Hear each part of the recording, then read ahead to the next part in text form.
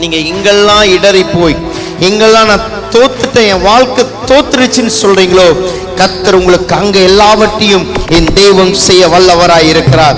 தேவ பிள்ளையே, எத்தனை நாள் நீ நொறுங்குண்டு போயிருந்தாயோ, எத்தனை நாள் நீ கண்ணீரோடு வாழ்ந்து கொண்டிருந்தாயோ, இன்னைக்கு கர்த்தர் உன்னை பார்த்து சொல்லுகிறார், உனக்கு உண்டான ஆசீர்வாதங்களை நான் உனக்கு கொடுப்பேன்.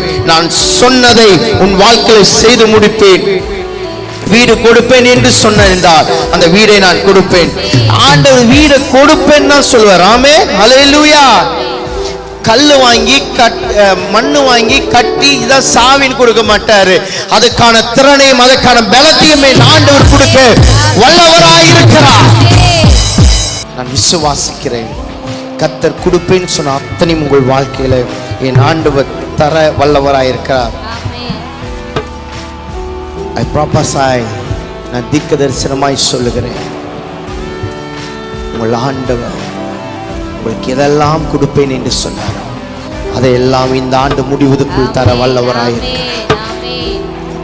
நம்ம ஆளுடைய மைண்ட் செட் தெரியுமா? பணம் பொருள் மட்டும் தான் பார்க்குறீங்க. நோ, கர்த்தர் சொன்ன அத்தனை வாக்கு தத்தங்களும் என்றும் ஆமென் என்று நிறைவேறப்பட்டு இருக்கிறது. அல்லேலூயா.